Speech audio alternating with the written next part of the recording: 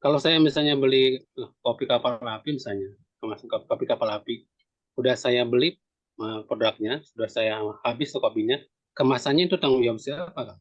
Apakah tanggung jawab pabrik kopi kalau menurut undang-undang atau tanggung jawab saya yang membelinya? Citarum ini airnya adalah 25 juta warga Jakarta itu menikmati air dari Sungai Citarum. Nah, kalau Sungai Citarum ini airnya tercemar karena ada sampah domestik dan juga sampah limbah industri, ya ini juga sangat sangat sangat tragis karena yang menentukan itu bukan akang-akang yang sebagai pelaku industri, enggak.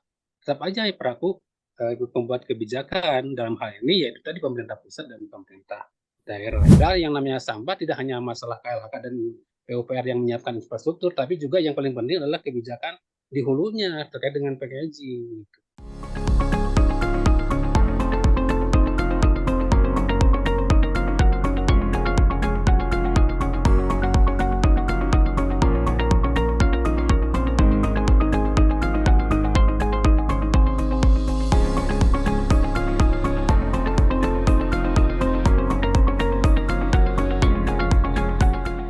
Selamat datang kembali di podcast Cinta MIPA yang kali ini menghadirkan Kang Indra Darmawan. Lulusan matematika dari Unpad, seorang pejuang lingkungan yang merintis perubahan melalui perpaduan pengetahuan matematika dan hasratnya untuk pelestarian alam. Kang Indra bukan hanya lulusan S1 matematika, namun juga memiliki gelar S2 pendidikan luar sekolah dari IKIP Siliwangi. Kombinasi ini menciptakan pemahaman yang mendalam tentang bagaimana edukasi dapat membentuk kesadaran lingkungan. Sebagai pendiri organisasi seperti Bening Saguling Foundation dan Saung Eceng Lestari Foundation, serta Direktur Bank Sampah Induk Bening Saguling, Kang Indra menjadi pelopor gerakan pelestarian lingkungan yang mengakar di masyarakat. Kang Indra telah berkontribusi melalui berbagai proyek nasional dan internasional. Sebagai narasumber untuk Kementerian Pekerjaan dan Perumahan Rakyat, ia terlibat dalam program komunitas peduli Sungai Citarum. Prestasinya tidak terlepas dari penghargaan yang ia terima, termasuk GKPM Award, Pahlawan untuk Indonesia dalam bidang lingkungan, dan penghargaan Anugerah Kalpataru. Melalui Bening Saguling Foundation, Kang Indra memimpin berbagai program pemberdayaan masyarakat, dari pengelolaan sampah hingga pengembangan bank sampah. Program-programnya menciptakan dampak positif yang terasa di seluruh Jawa Barat. Kang Indra juga terlibat dalam program Eco Village bersama Dinas Lingkungan Hidup Provinsi Jawa Barat, menunjukkan komitmennya dalam menciptakan solusi berkelanjutan dan ramah lingkungan. Kang Indra Darmawan adalah seorang pahlawan lingkungan yang melalui keahliannya dalam matematika membawa inspirasi dan perubahan bagi masa depan yang lebih hijau. Mari kita ikuti perbincangannya di podcast Cinta MIPA episode 28 dengan judul Menghitung hingga Melindungi, Meniti Jejak Matematika di Dunia Lingkungan. Ayo kita diskusi lah nih, bukan apa lagi. Ada Kang Bucah, mangga Kang Bucah. Assalamualaikum Kang Indra. Salam, Kang. Salam kenal Kang Indra. Aduh kok di saya nih punten gambarnya kok nggak muncul ya. Lagi jelek kayaknya ininya internetnya. Punten. Kang Indra nih seangkatan saya 92 Ya, saya 92, Kang. Sama Kang Dudi, Kang. sama Kang Dudi ya. Oh, Kang Ya. Dudi ya. Kang Dudi nggak hadir ya? Iya. Ya cuma memang dulu saya lebih sering sama Kang Dudi. Tapi ini menarik nih diskusinya nih.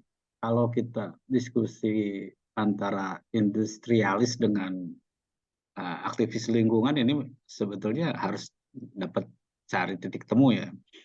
Kayak tadi Kang Indra berusaha membersihkan khususnya untuk yang ini Kang Nandar tadi yang disampaikan Kang Indra itu kan yang low value maksudnya. Iya, Yang di low itu value itu kan yang tidak ada yang tertarik lah ya. Kalau yang high value kayak bekas botol kayak gitu kan itu pemulung juga suka gitu ya. Yang ini kan kayak kresek, kemudian packaging. Nah ini karena Nandar ngomongin packaging kan memang orang packaging nih. Jadi tadi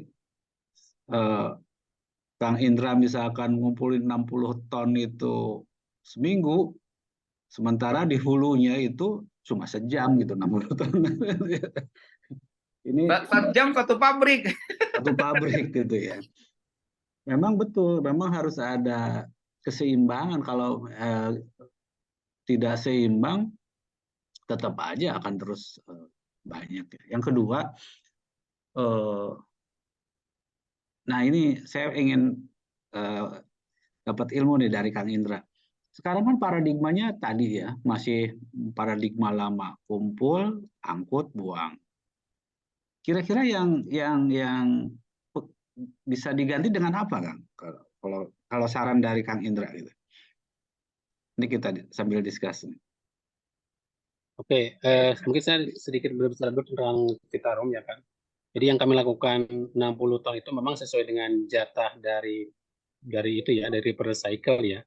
Kalau sampah yang ada di Citarum ini sangat banyak sekali, cuman kami dapat jatah untuk pengambilan sampah yang programnya plastik kredit itu 60 ton gitu Iya, iya, iya. per bulannya. Paham. Dan itu baru cuma 1 minggu juga sudah beres 60 ton sudah terpenuhi karena memang saking banyak sampahnya. Nah, tadi kalau kita berbicara sampah yang memang paradigmanya masih kumpul, angkut, buang, ya harus dirubah karena kalau seperti itu ya hanya memindahkan masalah yang asalnya di rumah, yang di mana sampah itu adalah tanggung jawab masing-masing karena masyarakat sudah merasa membayar, terus disimpan di depan rumah, dibuang di TPA, ya akhirnya membludak di TPA. Sehingga tahun kemarin Sarimukti itu seharusnya sudah tutup karena memang sudah overload, apalagi kemarin ada Iya, iya, kebakaran. maksud Nah, saya ini tuh nggak paradigma bisa seperti barunya itu. apa? Apakah Ya, misalkan paradigma barunya ya pilah? harus sampah dipilah di sumbernya. Dipilah di sumbernya itu tadi di plastik dipisahkan sesuai dengan warna dan jenisnya, organik dipisahkan karena organik begitu sudah kita kelola, yang kami lakukan ya di Gunung Saguling Foundation, organik itu kami sangat butuh organik itu. Jadi makanya kami mengkolek organik itu di Kabupaten Bandung, Kota Bandung, Kota Cimahi, dan sebagian Iya, iya. bandar 2,5 ton, jadi 1/3 itu sudah hampir 10 tonan gitu. Itu kita kelola menjadi pakan maggot. Artinya ketika masyarakat mampu memilah sampah di sumbernya, itu sampah yang plastiknya misalnya itu bisa mereka tabungkan, adanya bank sampah dan sebagainya, atau bisa misalkan gerakan infak sampah dan sebagainya. Sehingga yang nanti tersisa adalah sampah-sampah residu, sampah-sampah yang memang tidak punya nilai program plastik. Yang residu yang memang residu itu baru ke TPA. Misalnya tadi styrofoam. Styrofoam kan belum bisa kita kelola gitu kan. Baru itu ke TPA. Sehingga TPA itu bukan tempat pembuangan akhir gitu. Bukan semuanya sampah harus disampaikan ke sana, tapi justru yang residunya yang ke TPA, sehingga kalau di konsepnya seperti itu maka TPA itu akan lama umurnya, nggak seperti sekarang. Nah, ini paradigma ini yang harus coba kita bangun gitu. Tapi masyarakat itu tadi mereka perlu diedukasi dan perlu diberikan contoh. Nah, sementara yang dilakukan oleh pemerintah masih aja ketika misalnya ada masyarakat yang sudah memilahkan di rumahnya. Mereka sudah dipilah ini plastik, ini organik, dan ini misalnya yang residu. Apa aja begitu ada mobil itu juga kurang bagus seperti Kang, itu. punten, Nah, kalau saya kita sih, berbicara itu halo, ya, punten, saya appreciate banget ya soal tadi misalkan sampah organik kemudian dirubah menjadi pakan, itu udah keren banget lah ya. Yang justru kita concern tuh yang tadi Akang sebut itu, yang low value itu, yang ternyata jumlahnya sangat banyak. Kalau jadi kan yang saya concern ini bagaimana mengatasi sampah-sampah yang low value mulai dari hilir sampai ke mulai dari hulu sampai ke hilir maksudnya. Nah kan tadi kan kita sempat diskusi itu tentang di hulunya industri. Industri tadi misalkan bicara kalau dengan plastik-plastik yang tipis misalkan untuk packaging baju, untuk model saset itu kan sangat tipis sehingga eh, apa namanya sangat sulit dihindari gitu ya. Sementara masyarakat kita juga lebih senang kalau beli kopi sasetan gitu ya. Kita beli saset aja gitu ya, kopi saset gitu. Itu kan menghasilkan sampah-sampah yang low value.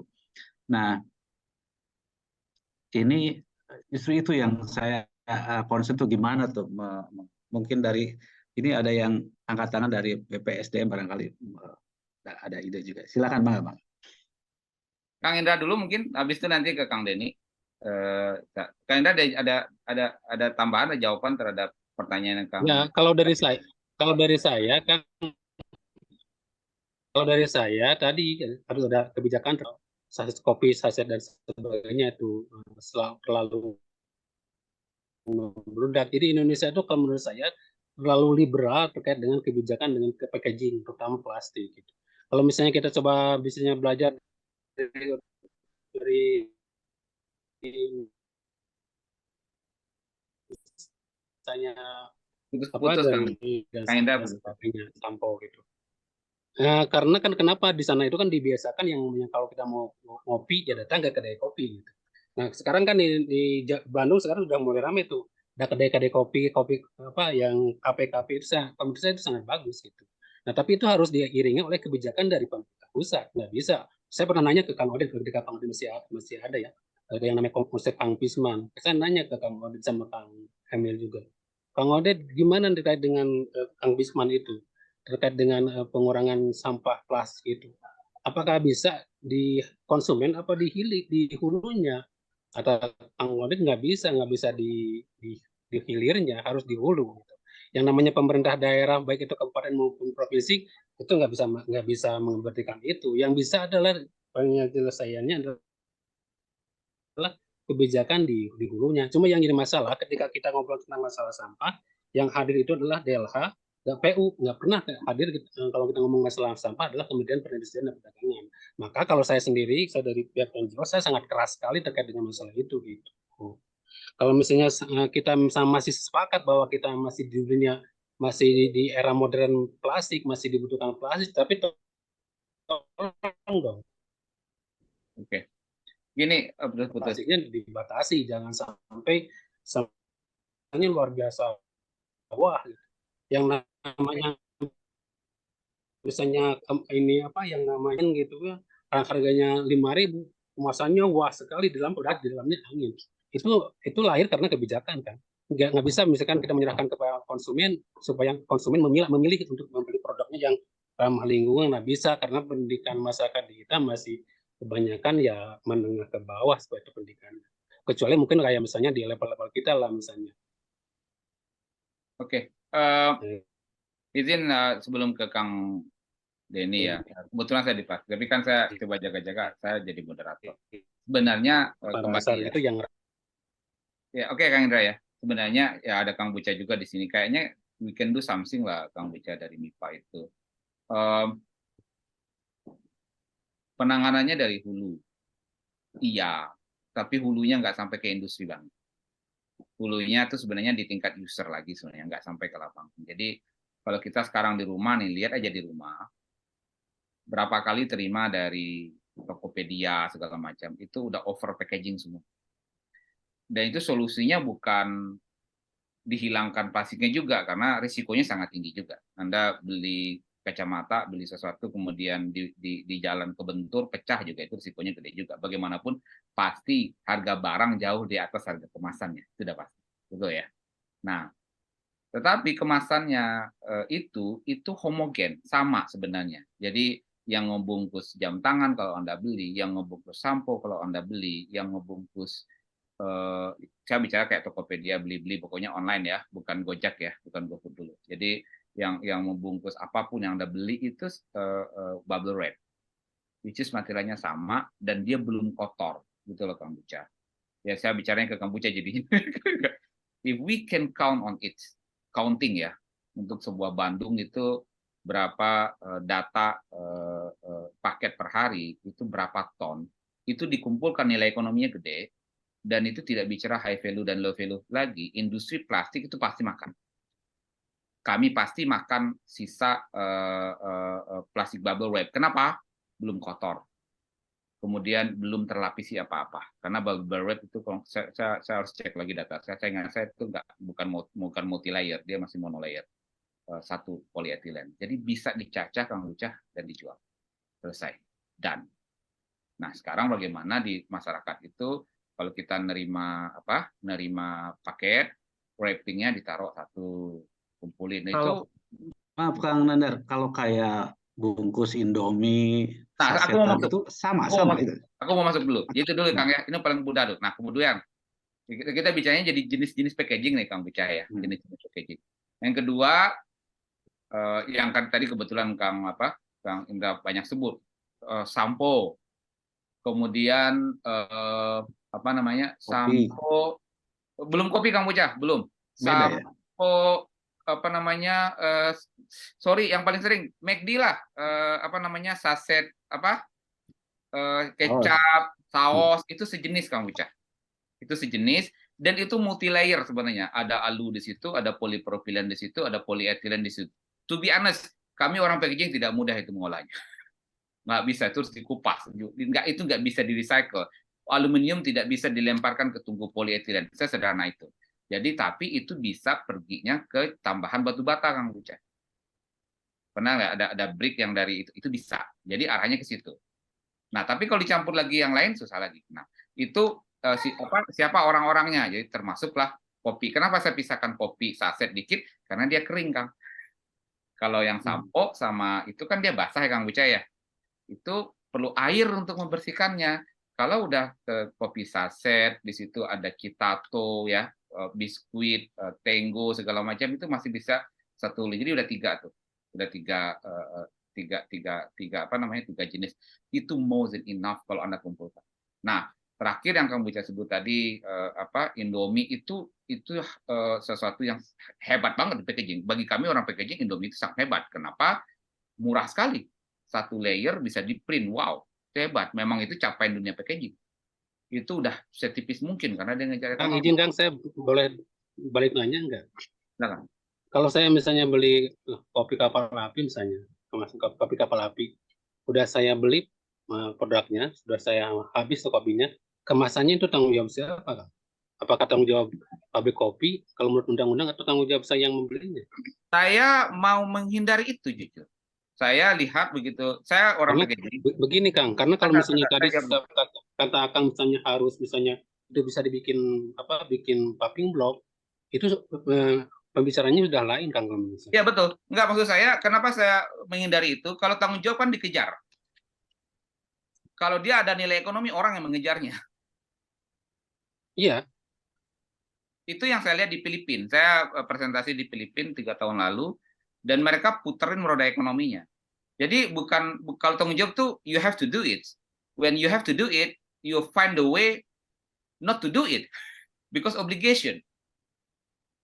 Tapi kalau itu nilai ekonomi, you want to do it.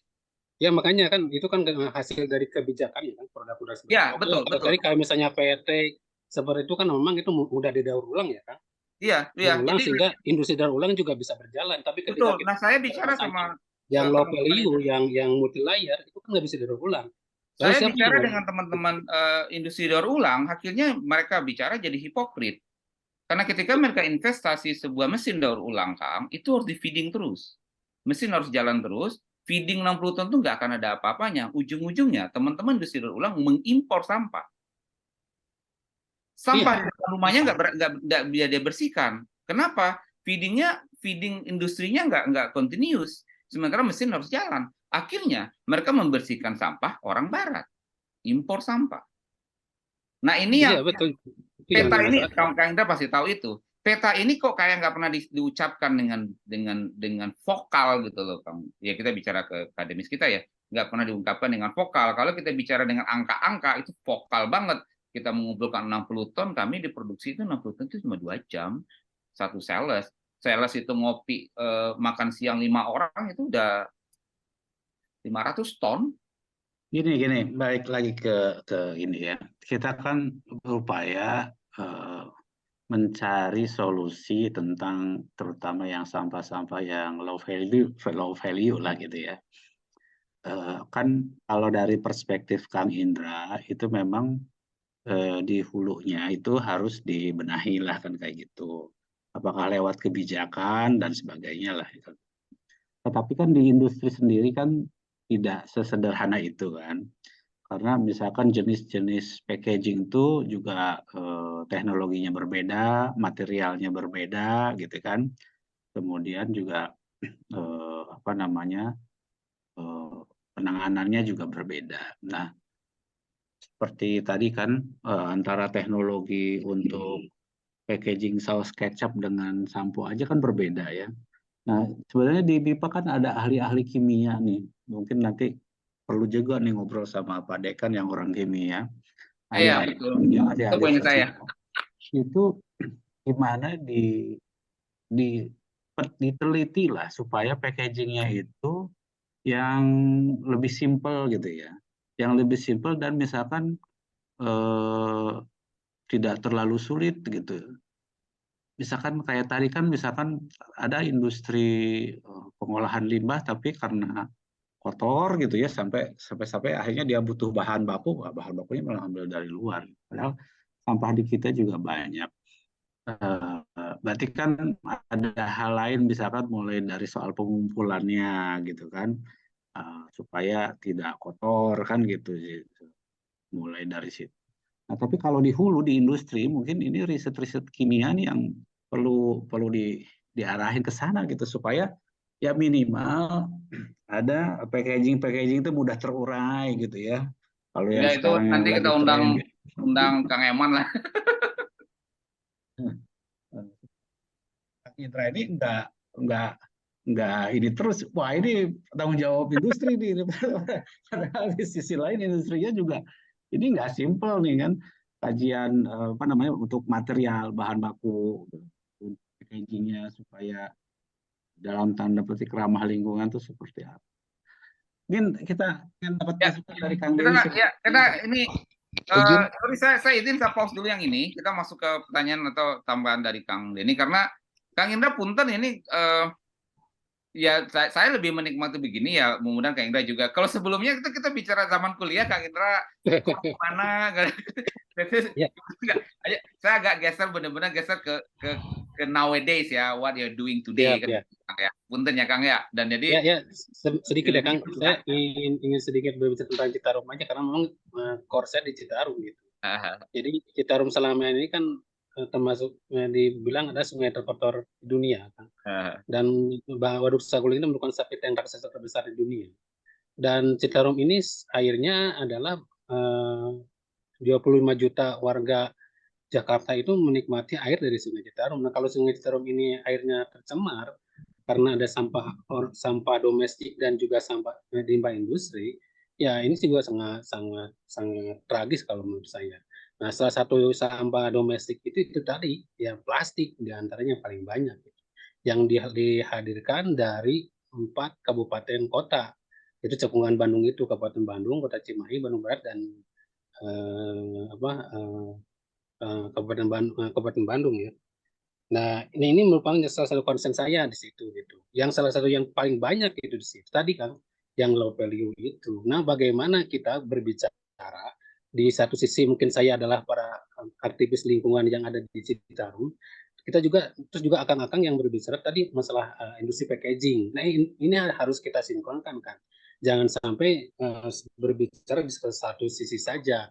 Kita berbicara misalnya packaging aja terus nggak pernah memikirkan bagaimana endingnya nih packaging yang tidak ramah lingkungan itu terhadap kualitas air di Citarum, dan pada akibatnya air itu akan diminum oleh warga Jakarta dan sekitarnya gitu kan, 25 juta itu. Nah, ini yang harus kita pikirkan bareng-bareng. Nggak bisa kita berbicara sama parsial saja. Saya berbicara dari sudut saya saja atau akan berbicara dari sudut akang saja, tapi harus bareng-bareng kita pikirkan yang nanti itu pemikiran-pemikiran itu harus sampai ke ranah para pemangku kebijakan kan gitu. Karena kalau kita cuma ngomong hanya di kalangan misalnya industri saja, tidak masuk kepada para pelaku kebijakan, ya nggak bisa berbuat apa-apa juga kan. Karena yang menentukan itu bukan akang-akang yang sebagai pelaku industri, enggak.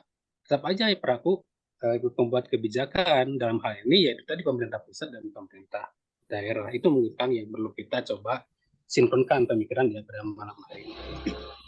Ya, Nun. Ya, sebelum saya mau loncat ke Kang Denny dulu, ya intinya itu betul, Kang. Jadi kita tidak bisa bicara per sektor, dan sebenarnya saya di belakang juga pernah telepon Kang Buca. Kang Buca itu dari MIPA doang cukup, Kang. Pelaku industrinya ada, saintisnya ada, lingkungannya loba gitu kan. Kita bisa tawarkan solusi kok ya. Kang Denny, mangga Kang Denny. Oke, atur nuhun. Terima kasih moderator Kang Isnandar. Sorry ya, saya nyantai. Salam hormat ke Kang Indra, senior saya. Kang Indra, saya matematik 95. Salam juga ke Pak Budi Cahyana. Dan tadi saya diingatkan sama siapa, Kang Anwar apa ya, dari statistik 96. Oke, terima kasih Kang. Saya jadi refresh, jadi penyegaran kembali. Saya tuh pernah kerja di magang di Kementerian PUPR. PNS saya di Kementerian Perindustrian, sekarang saya di BPSDM, Kementerian Desa, Daerah Tertinggal, dan Transmigrasi. Yang pertama, ketika saya ingat sekali tahun 2003-2004, kami di PUPR, di Balitbangnya, pernah mengadakan kajian tentang pemilahan sampah di sumber. Nah, waktu itu objek kami di beberapa RW di Kota Bandung ya, dan juga yang di belakang Trans Studio. Yang menarik adalah makasih ya. Secara praktek ternyata tahun 2003 itu di belakang Trust Studio sudah dilakukan pemilahan sampah di level sumbernya. Artinya memang tempat pembuangan sampah sementaranya sudah ada dan rantai pasok terbangun. Nah, intinya rantai pasoknya terbangun. Walaupun memang itu skalanya memang sangat mikro. Nah, ketika saya pindah ke perindustrian, terus kami melihat, oh oke. Ketika berbicara tentang sampah, tentang plastik, maka akan bicara packaging. Betul, di perindustrian itu ada namanya Balai Besar Kimia dan Kemasan di Pasar Bo. Jadi kalau mau kolaborasi Unpad silahkan ke sana. Nanti bisa ngelihat beberapa standar-standar teknis SNI tentang kemasan, baik kemasan yang ramah lingkungan, pengembangan bioplastik untuk substitusi plastik, tetapi juga yang perlu kita pertimbangkan adalah bagaimana rantai pasok petrokimia. Rantai pasok petrokimia yang residunya itu yang menjadi bahan baku plastik. Termasuk juga beberapa upaya kita untuk melakukan mengerem importasi plastik. Nah, gitu kita sudah ada juga timnya ya. Itu tapi dari perindustrian ya waktu itu. Nah, itu yang kita lakukan. Karena kita sadar ada satu hal yang akhirnya itu menjadi sebuah nilai dalam green industry, industri hijau adalah carbon footprint-nya seperti apa. Hitungan carbon footprint-nya seperti apa. Kita ingat sekali ketika beberapa produk-produk kita yang kita ekspor ke Uni Eropa, ternyata sampai bandaranya atau sampai derma pelabuhannya itu seluruh packagingnya dikembalikan ke negara asal. Kenapa? Mengkoreksi jumlah karbon. Mengkoreksi jumlah karbon. Sehingga memang yang diambil adalah produknya saja. Kalaupun ada plastik, plastik yang ada dari negara setempat. Packagingnya dari negara setempat. Kardusnya, lalu plastik yang berasal dari negara asal itu dikembalikan karena tidak mau dibebani perhitungan karbon. Ya. Nah, itu menarik ya. Itu menarik ya. Nah, itu yang memang kita lakukan juga Kang Indra. Nah, ini akhirnya menjadi sebuah kesadaran bersama. Sejak 2010 kami merancang carbon footprint. Akhirnya ketika berbicara carbon footprint menjadi sebuah kebijakan yang disebut dengan industri hijau. Ada penganugerahan industri hijau juga. Yang itu akhirnya kita sudah bukan saja berbicara tentang karbon, tapi juga water footprint-nya seperti apa. Material footprint-nya seperti apa. Water footprint. Iya, betul. Perhitungan. Contoh misalnya gini. Apa penggunaan air di industrinya? Iya, betul. Dihitung juga. Misalnya gini, kita bicara industri pulp and paper. Kita bentar, bicara industri. Bentar, saya potong. Recycle itu menggunakan air banyak sekali loh. Betul, makanya dihitung juga. Seringkali produk baru, misalnya gini, kita bicara pulping saja. Pulping dari pulping itu kan hasil penebangan hutan. Hasil penebangan hutan itu akhirnya dibuat jadi bubur kertas, itu menggunakan air. Pulping masuk ke paper, maka akan dilakukan pressing, pompa dan pressing. Pompa itu menggunakan air. Itu satu sisi ketika kertas yang berasal dari pulp, yang berasal dari pohon kayu.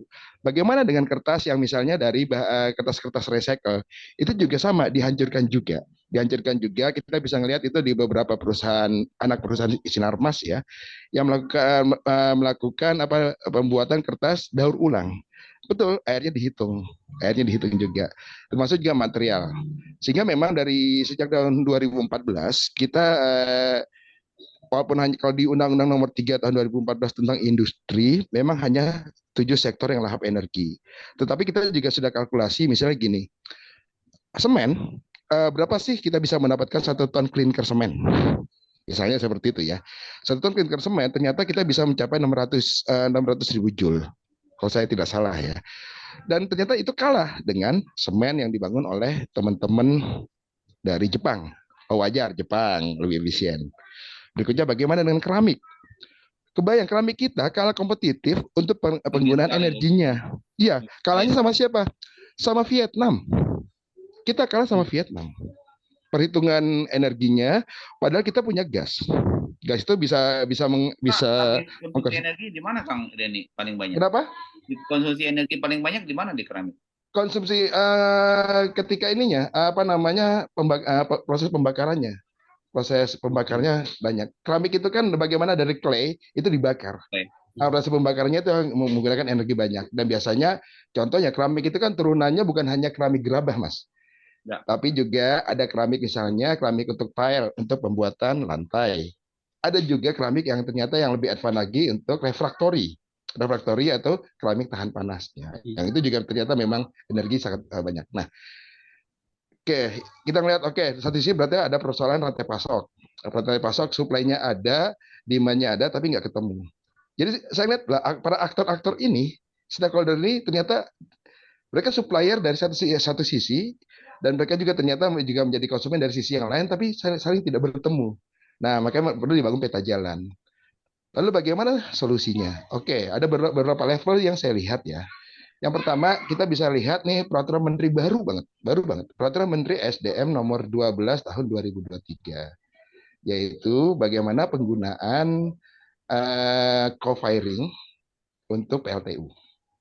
Co-firing itu kita bisa menggunakan bahan bakar nabati, BBN seperti biomass, atau PLTSA, pembangkit listrik tenaga sampah. Nah, nanti tinggal dilihat skalanya. Apakah 60 ton per bulan tersebut itu bisa mengenerate energi berapa joule yang bisa dibangkitkan. Nah, itu yang perlu kita hitung bersama. Sehingga memang persoalan di hulunya, yaitu yang tadi Kang Indra cerita soal bagaimana melakukan konservasi, di hilirnya maka bisa lari kepada PLTSA.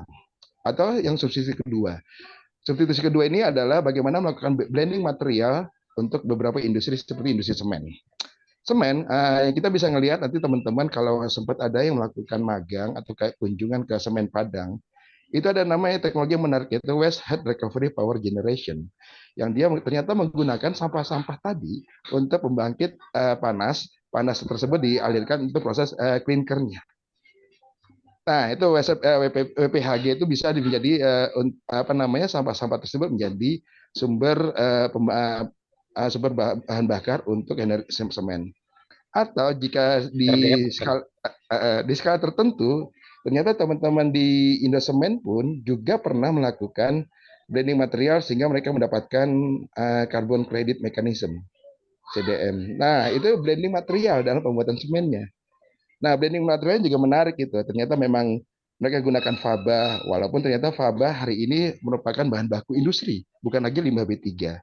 Nah, itu nanti kajian teman-teman kimia bisa bagaimana melakukan proses asid sehingga memang kita bisa menghasilkan rare earth elemen, kita bisa menghasilkan aktinida dari faba.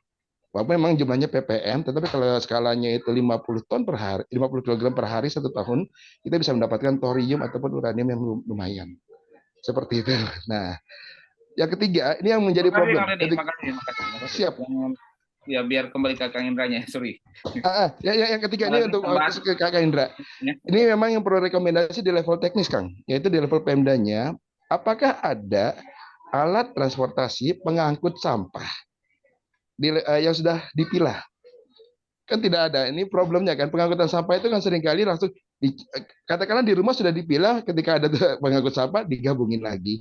Problemnya di situ. Itu yang memang salah satu rekomendasi kita sejak tahun 2003 yang sampai sekarang belum terrealisasi. Kang Denny, Siap. aktivitasnya di mana? Kerjaannya di mana? Ayeuna teh di Kementerian Desa di BPSDM, Kapungkur di Perindustrian jeung di PU.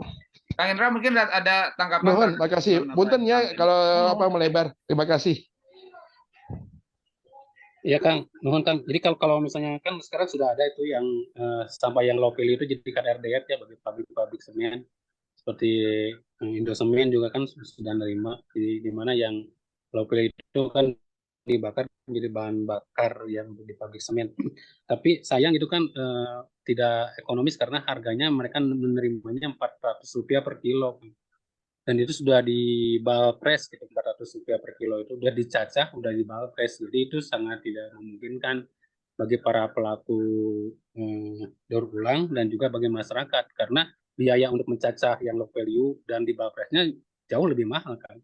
Kalau Rp400 per kilo yang diterima oleh pabrik semen itu cukup hanya buat transportnya saja. Makanya tetap yang namanya low value ini masih belum bisa berjalan sehingga pada akhirnya ya masyarakat yang sampah-sampah jenis ini ya pada akhirnya ya dibakar atau dibuang ke sungai gitu. Nah yang kami lakukan di sungai yang 60 ton itu ya sampah yang masuk ke sungai kan. Tapi kalau yang tidak masuk ke sungai ya lebih banyak lagi, lebih banyak lagi yang ke TPA dan sebagainya yang dibakar itu. Nah ini yang memang jadi perlu pemikiran kita bersama gitu. Terus kita akan berbicara apakah ada nggak kendaraan yang memang sudah memisahkan antara organik dan anorganik ya selama ini belum ada tapi kalau saya kemarin baca di Cimahi itu sudah mulai bergerak di Cimahi karena melihat kondisi yang TPA Sarimukti kemarin gitu karena memang sampah organiknya sangat banyak sehingga yang di Cimahi itu sudah mulai bikin kebijakan kota Cimahi itu yang mereka angkut adalah sampah yang residu dan khususnya yang non organik yang organiknya tidak mereka angkut yang organiknya yang mereka kerjasamakan dengan industri dengan komunitas-komunitas penggiat maggot seperti itu Kang. Ya, jadi selama ini memang belum ada yang sudah berjalan fix gitu ya, yang sudah jalan secara total yang memisahkan pengambilan sampah organik dan organiknya. Kenapa belum ada? Kadang-kadang yang namanya di pemerintah daerah itu tergantung juga kebijakan dari pimpinannya Kang. Pimpinan hari ini misalnya bagus, begitu ganti pimpinannya kepala dinasnya sudah lain lagi. Itu sudah hal biasa di pemerintah daerah seperti itu. Kang itu jangan jadi masalah gitu. Nah, makanya kalau menurut saya perlu ada tadi kita harus menekan mempush bagaimana kebijakan-kebijakan dari pusatnya terkait dengan tata kelola packaging ini terutama dengan yang low value ini. Itu sih kalau menurut saya sih Kang. Mohon maaf kalau misalnya kurang. No. Ini udah setengah 10. Mungkin satu pertanyaan lagi. Izin saya titik ini ambil konklusi dulu. Satu, izin ya, bagi saya sebuah kebanggaan mandu acara ini. Terima kasih ke teman-teman pengurus. Satu hal yang kalau kita lihat teman-teman yang hadir terus lah ya, Kang Buca, Kang Fendi gitu ya. Jadi di pasti kalau kita lihat itu ada sesuatu yang kita coba, maaf ya, GR-nya kita sumbangkan lah gitu ya. Kalau MIPA itu kan kemarin kita terlalu fokus menggali sumur ya, Kang ya. Ke bawah di bidang ilmunya gitu loh. Bidang ilmunya. Akhirnya sumur satu dengan sumur sebelah nggak ada tetangga tapi nggak ada koneksi gitu. Nggak ada gema yang masuk. Itu yang saya, Kang Indra, punten saya mau coba menjembatinin itu. Gitu Kang Indra. Jadi harapan saya ini ya siapa yang nonton nanti lihat loh, ini ada korelasinya gitu. Yang saya sebutkan tadi satu, yang sebelah tadi itu. Karena kita MIPA karena basicnya saintis, kalau udah jadi saintis itu pasti menggali sumur ke bawah, dalam pohon di sebelah ada apa kan itu ya. Nah orang yang sebelah juga begitu. Soalnya kalau dia bolongin dikit aja deh. Nah maksud saya tadi ada skala-skala yang tadi. Kedua dari situ kita baru sadar nanti ada batas-batasan manusia, Kang. Saya bicaranya batas-batasan manusia yang udah fitrahnya, udah halalnya dan udah fitrahnya, dan itu bukan kejahatan maksud saya, bukan kesalahan. Apa itu? Siapa yang pemerintah, siapa yang mengukur sampah? Pemerintah. Kang Andar, punten. Tadi menarik nih yang dari Kang Denny ya.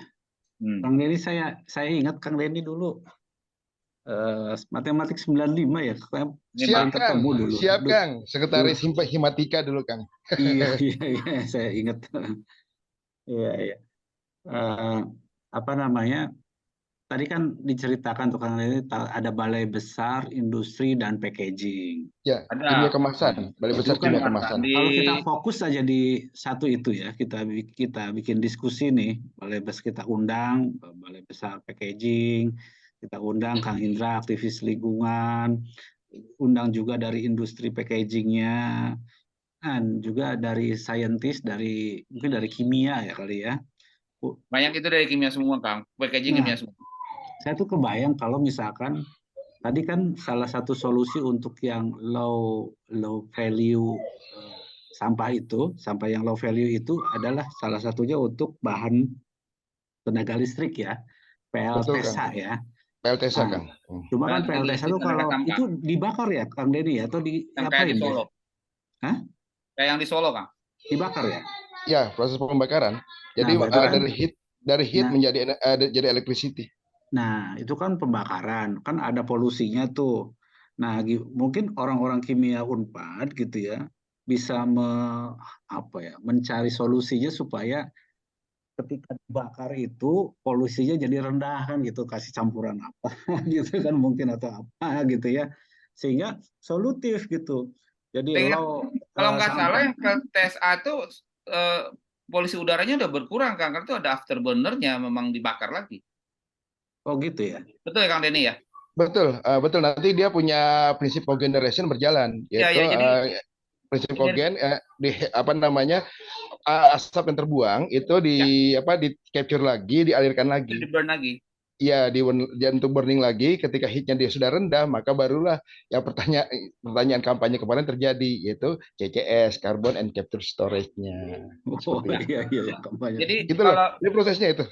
ya, kan PLTSA tuh awalnya dipertanyakan di Indonesia bagaimana menjalankan PLTSA di negara tropis yang sampahnya lembab kan itu ya, Kang Denny ya, betul nggak? Ya Nah, betul, betul. Makanya ada proses pengeringan dulu sih. proses pengeringan itu energinya banyak sekali, Kang Buca. Nah, Betul. Cuma ini nanti kan itu cost-nya lebih murah nggak daripada misalkan pakai itu yang batu Kang Denny bara? saya jawab tuh. Teknologi burnernya pasti baru itu. Iya, Lebih murah, teknologi kebunan baru. Prinsipnya gini, sebenarnya ada mirip ya, yang agak mirip itu yang saya cerita tadi semen. Ya, Semen Padang. pinter. Jadi semen Padang itu bahan bakarnya sampah Ya. dan dia bisa mereduksi teknologi semen dari wet proses menjadi dry proses. Ya. Izin seperti itu. Ya. Jadi Ya. Kang Buca itu teknologi pembakarannya mutakhir afterburn. Iya iya iya. Ya, Ya yang kalau selama gitu ini sudah berjalan itu sebetulnya kan. Kalau yang saya lihat, yang saya tahu tuh yang jadikan RDF itu bahan bakar. Ya, Jadi kayak punya plastik-plastik itu yang memang yang residu itu jadikan bahan bakar itu bisa dibeli oleh pabrik-pabrik semen kan yang di Cilacap sama yang ya, ya. di Bogor Nah, juga.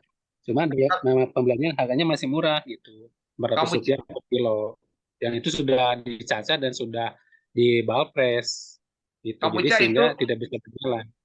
Kang Indra itu kalau misalnya orang di rumah ngumpulin sampah belum kena air, dikumpulin jadi bahan bakar semen tuh dicari orang karena kering kan, betul nggak Kang Denny? Iya, cuma harganya Betul, Rp400 betul.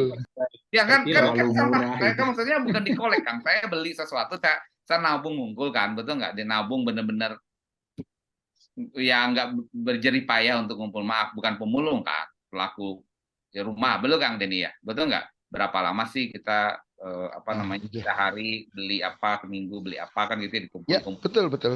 Betul. Itu karena itu kalau masuk ke apps Kang Buca dan kemudian pemerintah pakai dunia marketing, kasarnya siapa champion mengumpulkan plastik minggu ini dapat traktiran kan gitu ya, itu seksi, tapi keren banget, betul nggak?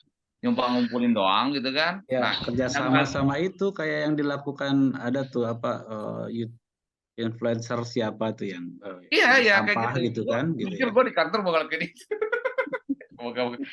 Itu bakal keren Kang Denny ya, betul ya, karena Kebetulan Kang, kebetulan saya di Forum Bank Sampah Jabar.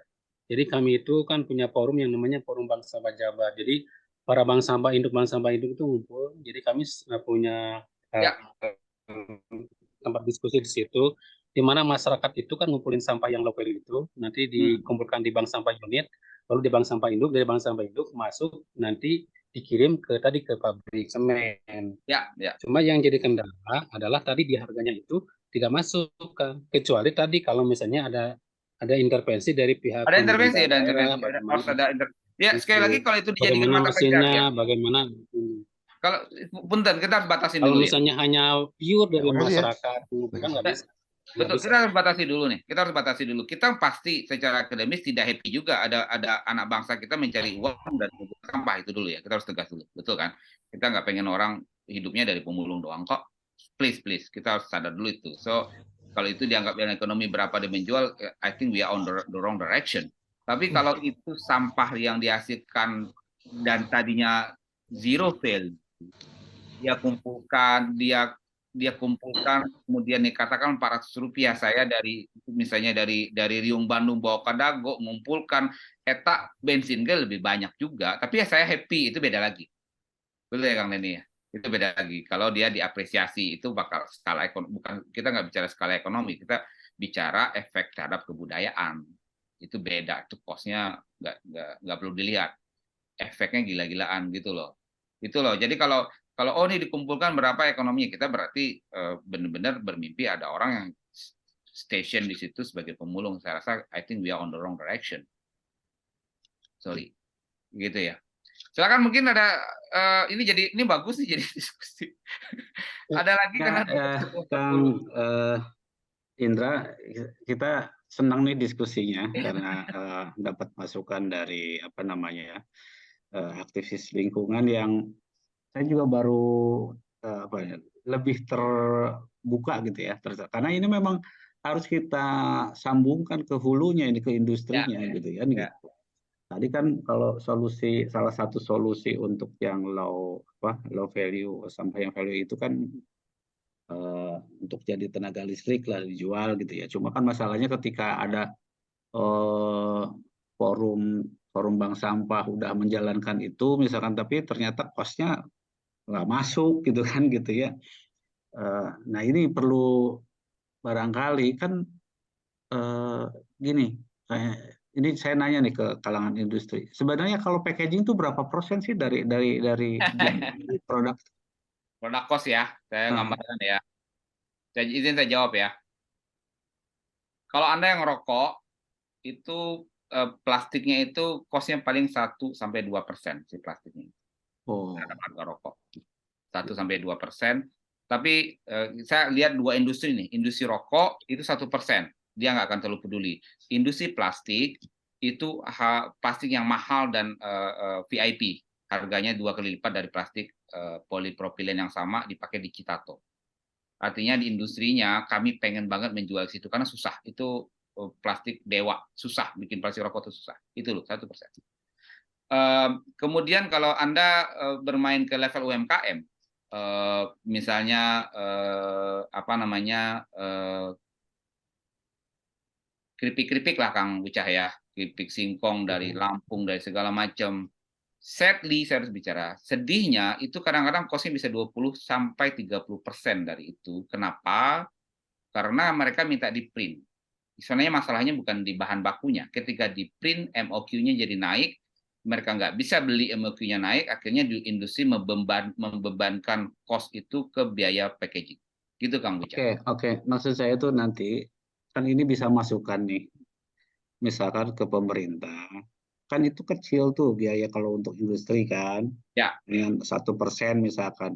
Nanti misalkan dikenakan tarif berapa gitu ya, apa dikurangi pajaknya itu untuk subsidi untuk industri, untuk yang bank-bank sampah itu, sehingga bisa muter gitu. Itu salah satu solusi, salah satu mungkin ya Kang Indra ya. Jadi dengan disubsidi dari cost produksi itu, tambahkanlah dari 1% jadi 1,5%, 1,5%-nya itu untuk biaya recycle-nya gitu ya, sehingga forum-forum bank sampah ini bisa berjalan gitu. Kalau apa yang sorry ya, ini jadi nggak moderator gue. Apa yang saya coba pancing ke market ya, punten ya, saya pancing ke market, saya pancing dua nih, Anda mendapat manfaat ekonomi gitu Kang Bucah ya, betul nggak? Mereka nggak tahu tertarik, karena 1% mau tak-atik berapa sih, Ndar? capek. Tapi ketika ditampilkan, yang pertanyaan saya ke Kang Indra pertama, ditampilkan dirinya sebagai orang yang berkontribusi terhadap lingkungan, which is itu adalah isu marketing. Isu marketing, my brand is contribution to the environment, mereka ngejar Kang Ujang. Ya justru itu mungkin. Nanti Mereka kan bakal mau bayar pun mereka mau. Nanti bisa diusulkan tuh Ya. ke apa namanya, ke industri lah gitu, Ya, supaya jadi ada cost ada untuk subsidi di situ ya. ada cost, mereka mau ngejar malah ke marketingnya. Kalau saya perceive my brand saya dipersif sebagai pahlawan lingkungan, mereka malah mau bukan mau ngurangin, nambah biaya, mereka mau karena lingkungan. Karena isu green adalah sebuah isu marketing yang seksi saat ini gitu. Iya. Waduh, Sebentar. ini diskusinya luar biasa. Sebentar, Indra, hatur nuhun, ini luar biasa ini. Iya, Kang.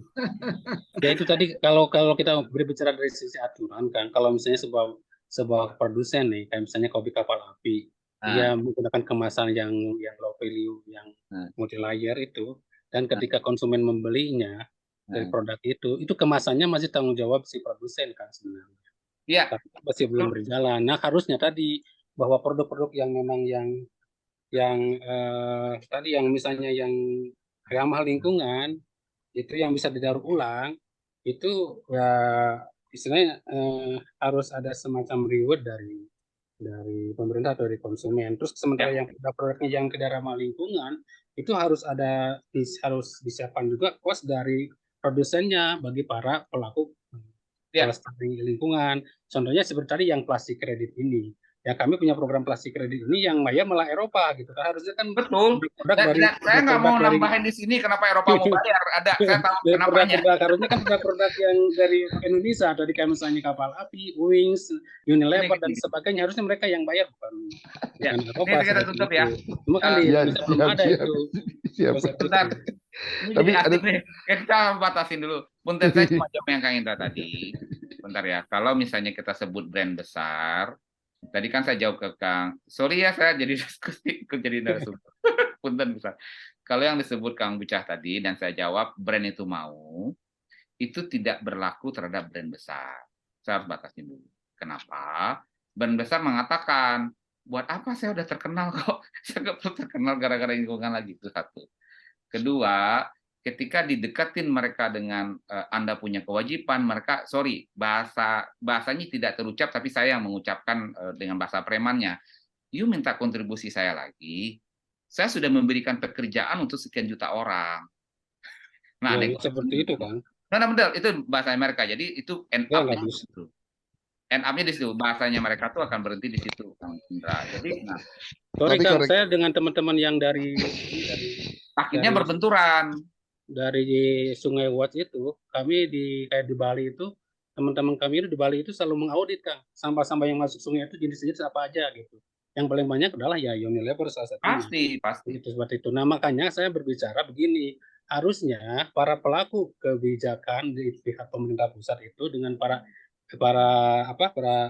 tadi kan misalnya dari industri packaging harus ngobrol juga dan juga harus melibatkan kita gitu kan.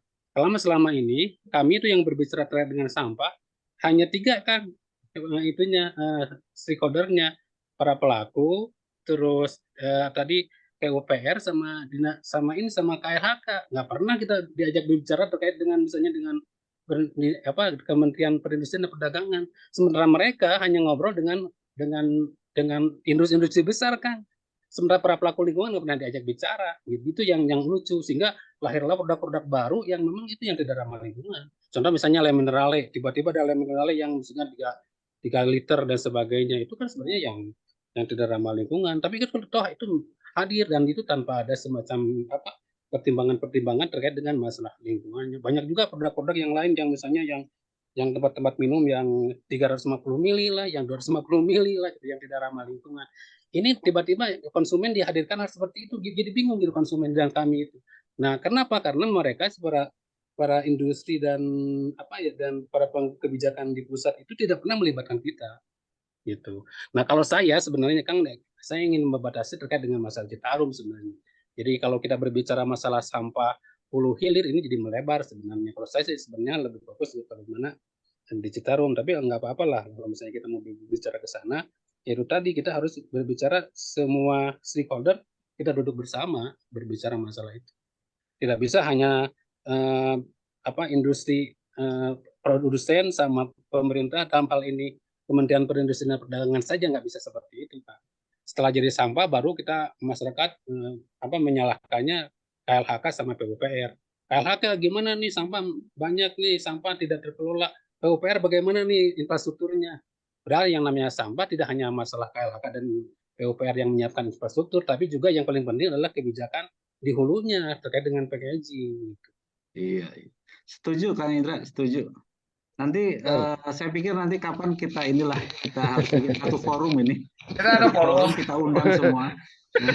Tapi gini, Kang, seingat saya ketika menyusun kebijakan tentang green industry, termasuk adanya insentif-insentif untuk industri yang memang ramah lingkungan, baik itu teknologi proses maupun juga pengelolaan limbahnya ya, itu memang mengundang stakeholder juga, pemerhati lingkungan juga diundang, KLH juga diundang. Sehingga saya ketika penyusunannya seperti itu, termasuk juga bank anugerahnya setiap tahun. Itu satu. Yang kedua, setelah itu diberikan insentif. Seingat saya ada insentifnya. Tapi saya agak lupa detailnya seperti apa ya insentifnya. Tetapi diantaranya ada tax allowance ataupun tax holiday untuk industri-industri yang memang sudah ramah lingkungan, termasuk tadi pengelolaan packagingnya. Itu memang sudah ada insentifnya. Terus yang ketiga yang saya menarik dari dari Nandar itu satu sebenarnya. Oke, kalau sampah plastik brand besar Eropa bicara itu. Tapi satu hal yang digugat WTO terkait raw material, sorry agak melebar ya, bukan hanya soal nikel ataupun seluruh raw material, tetapi juga waste metalnya pun digugat karena Indonesia nggak mau ekspor ke mereka. Ada apa tuh? Kan ada sesuatu tentunya di dalamnya. Terima kasih. Oke, ini menarik Kang Puca, nanti kita bikin forum khusus teman-teman yang dari hulu ke hilir packaging dan sampah udah begitu ya Kang Denny ya, betul nggak? Kalau perlu mendingan kita bikin offline lah. Siap. Kalau izin saya jawab yang punya Kang Denny satu, yang Eropa, jawabannya bukan di sini, jawabannya di ilmu diplomasi. Iya, WTO itu. Jawabannya di ilmu diplomasi, jangan didekatin dengan ilmu MIPA, titik. Nah itu dulu, karena visip. Dan itu gini, recycle dan return to earth, Eropa fokusnya ke recycle karena infrastrukturnya udah bagus. Arab mengatakan ke degradable. Kenapa? Jawabannya simpel, kami nggak nanam singkong, kami nanam minyak. Ngapain kami? Jadi itu adalah kepentingan. Jadi intinya bagi saya jangan kita orang MIPA malah terkubu-kubu ke satu, karena itu udah politik di situ, dan politik yang indah. Saya bilang indah, kenapa? Ya. Kalau sebelumnya, sebelum Perang Dunia Kedua, manusia memaksakan keinginannya terhadap manusia itu dengan senjata, Kang Denny.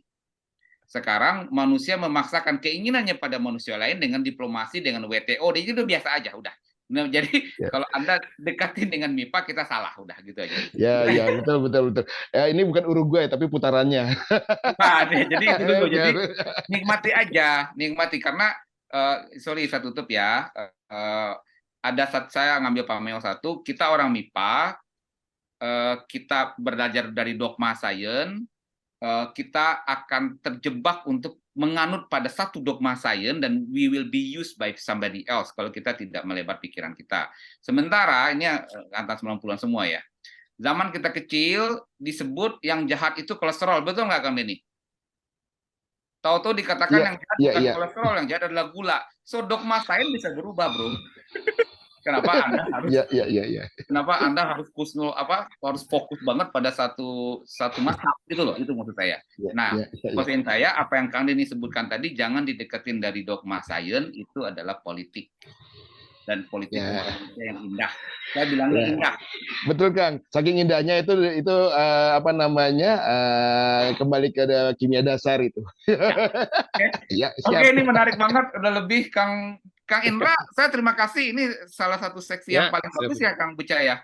Kita diskusi betul. Bagus banget. Mungkin nanti kita tambah. Silakan Kang Indra, ada kata penutup. Saya apapun dari Kang, mungkin tadi ekspektasinya kumaha, Saya juga baru datang 5 menit sebelum rekaman, belum sempat koordinasi, tapi bagus banget. Makasih. Silakan Kang Indra. Ya, kalau menurut saya bahwa hidupnya sebentar, Kang ya. Jadi kalau misalnya kita menyanyiakan hidup itu dengan hal yang tidak bermanfaat, sangat sayang. Jadi kalau menurut saya, ya hidup itu adalah ibadah. Jadi kita isi aja segala sesuatu dalam hidup itu dengan punya nilai ibadah, sehingga begitu kita nanti pulang bertemu dengan Allah, ya kita punya kebanggaan, ya bisa mempertanggungjawabkan apa yang kita lakukan di dunia ini. Kalau menurut saya itu saja sih kalau menurut saya, kan yang simpel, bahwa hidup adalah ibadah lah, dan kita niatkan semuanya karena Allah saja lah. Atur nuhun Kang Indra. Saya tutup. Terima kasih banyak. Tapi nanti saya belum off dulu. Silakan kalau masih mau diskusi lagi, Kang Denny, betul ya? Kang Denny, Kang Indra, teman-teman yang lain. Saya tutup. Terima kasih. Mohon maaf atas segala kekurangan. Assalamualaikum warahmatullahi wabarakatuh.